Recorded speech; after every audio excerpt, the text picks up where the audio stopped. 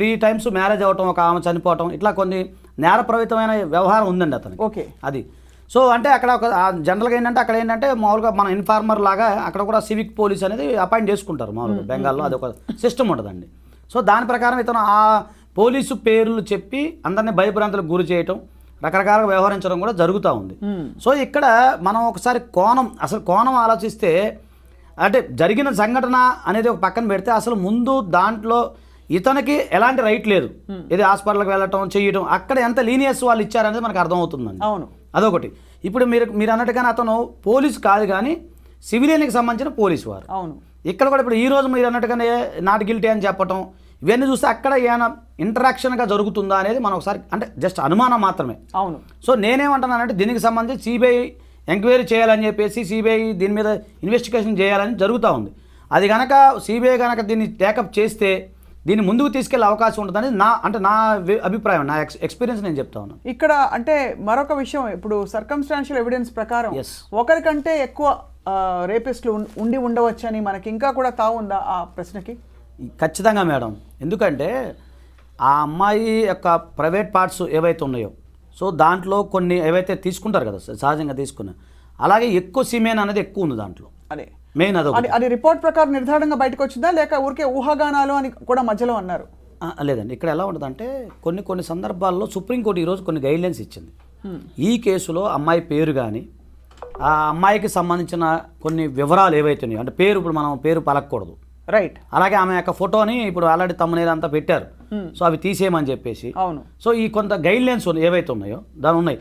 So నేను అనుకుంటాం ఏంటంటే మొన్న వచ్చిన రిపోర్ట్స్ ఏవైతే ఉన్నాయో ఆ ఫారెన్సిక్ సంబంధించి కొన్ని రిపోర్ట్స్ బయటకు వచ్చిన తర్వాత మళ్ళీ ఇప్పుడు రిస్ట్రిక్షన్ అవ్వటం వల్ల నాకు తెలిసి అది సీల్డ్ కవర్లో పెట్టి అది అంటే ఇన్ కెమెరా ప్రాసెస్లో జరుగుద్దని నేను అనుకుంటున్నాను. ఒకటి అంటే అదే రిపోర్ట్ని మళ్ళీ సబ్మిట్ చేయడం జరుగుతుంది అంటారు. అంటే రీపోస్ట్ మార్టం చేసినప్పుడు అంటే యాక్చువల్గా ఇప్పుడు కొత్త టెక్నాలజీ వచ్చేసింది కదా మేడం, జనరల్గా ఏంటంటే ఈ పోస్ట్ మార్టం చేసే సందర్భంలో కొన్ని ఎక్కడైతే ముఖ్యమైన అవయవాలు, ఆమె కన్ను బాగా దెబ్బతలిందని చెప్పేసి కొన్ని పార్ట్స్ ఏవైతే ఉన్నాయో, అలాగే కొన్ని ప్రైవేట్ పార్ట్స్, అలాగే కొన్ని ఏవైతే ఉన్నాయో అవన్నీ కూడా బ్లీడింగ్ అయిందని, అలాగే ఎడం చేయి ఏదైతే ఉందో ట్విస్ట్ అయిందని చెప్పేసి, ఇలా కొన్ని ఏవైతే మనం ఊహించుకున్నప్పుడు ఒక అమ్మాయి అనుకోండి, ఒక అబ్బాయితో ఆ పెనుగులాట వేరుంటుంది.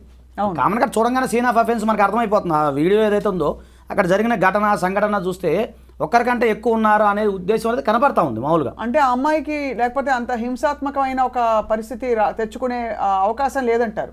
కనపడుతుంది కదా మేడం, సీన్ ఆఫ్ అఫెన్స్ కనపడతా ఉంది. అది చూసాము మన బ్లడ్ టెస్ట్ స్ట్రెయిన్స్ కానీ అవన్నీ కూడా. అందులో బీయింగ్ ఏ డాక్టర్ కదా మేడం, ఆమెకు తెలుసు కదా ఇప్పుడు ఏదైనా సంఘటన జరిగినప్పుడు ఎలా రక్షించుకోవాలి ఏంటి అనేది. సో నేనేమనుకుంటున్నానంటే ఆమె ఒంటరిగా నివసిస్తున్న సమయంలో ఏదైనా కొంతమంది కావాలని ప్లాన్ చేసేసి అలాగే ఆమె పైన అట్లా చేసి ఉండొచ్చేమో అంటే ఇన్వెస్టిగేషన్ తేలుతుంది జనరల్గా. అంటే ఆ సీన్ ఆఫ్ అఫెన్స్ మనం చూసిన మీడియాలో వచ్చిన కథనాలు బట్టి ఆ యొక్క పిక్చర్స్ చూస్తే అలా అనిపిస్తుంది మనకి. ఇప్పుడు సంజయ్ రాయ్ ఒకవేళ తను దోషి కానని చెప్పినంత మాత్రాన అది అంటే ఇక్కడ సీన్ ఆఫ్ అఫెన్స్ లో ఉన్న ఎవిడెన్సెస్ తో పాటు అతనే చెప్పుకున్నది ఫస్ట్ టైం పోలీసులు తీసుకెళ్ళినప్పుడు అరెస్ట్ చేసుకోండి అని చెప్పి. అవునండి. అది అంటే ఇవన్నీ చూసి తర్వాత మరి ఇతను చెప్తున్నాడంటే ఇంకా అబద్ధాలు చెప్తున్నట్టు ఎస్టాబ్లిష్ అయిపోతుంది కోర్టు ముందు. అవునండి.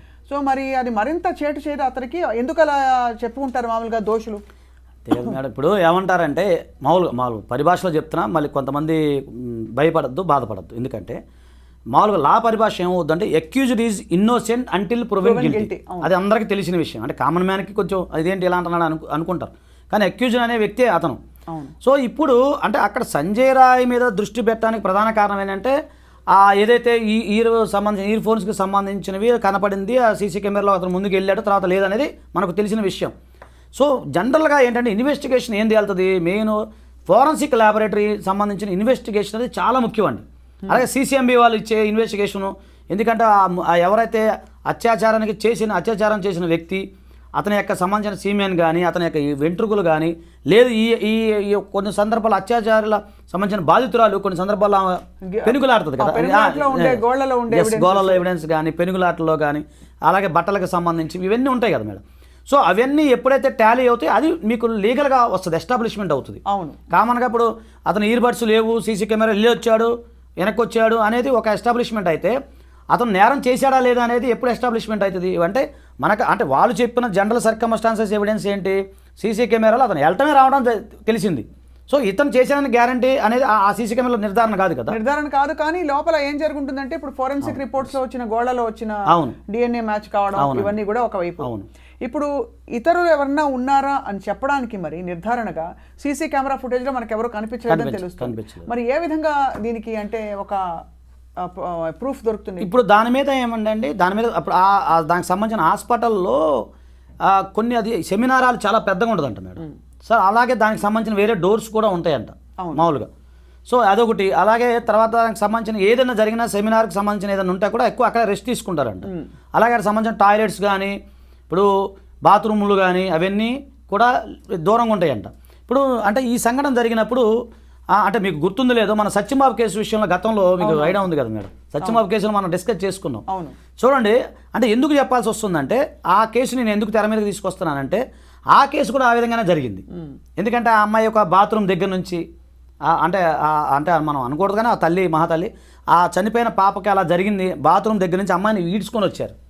ఒక సంఘటన మనకి అది మనం చెప్పుకుంటే బాధ అనిపిస్తుంది. అది అప్పుడు మీకు మనం కూడా చేసినాం. అది వచ్చినప్పుడు జరిగింది. చివరికి సత్యంబాబు అనే వ్యక్తి మీద జరిగింది. తర్వాత అది సరే తర్వాత సాక్ష్యాధారాలు ఏ విధంగా జరిగింది అనేది పక్కన పెడదాం. అంటే అలాంటి సంఘటన కూడా సేమ్ ఇది కూడా అలాగే ఉంది. చూసిన బ్లడ్ స్ట్రెయిన్స్ కానీ ఇప్పుడు మనకు కనబడతా ఉంది. సో దీని మీద లోతుగా ఇన్వెస్టిగేషను జరగాలి అంటే సిబిఐ టేకప్ చేసినప్పుడు అన్ని రకాల ఇన్వెస్టిగేషన్ జరుగుతుంది. దానికి సంబంధించిన ఏంటనేది జరుగుతుంది. కాకపోతే ఇక్కడ నేను ఆలోచించేది ఏంటంటే అంటే నాకు తెలిసిన ఇప్పుడు మనం కూడా కాస్త కొంత జర్నలిజం ఉంది కదా మేడం, కాస్త కొంత అవగాహన ఉంది కాబట్టి అంటే నేను తెలుసుకున్న విషయము అది ఏంటంటే కామన్గా ఏంటంటే అక్కడ ఎవరైతే ఎటువంటి పర్సన్స్ అయినా సరే ఎలాంటి గుర్తింపు కార్డు లేని వాళ్ళు కూడా వచ్చిపోవచ్చు.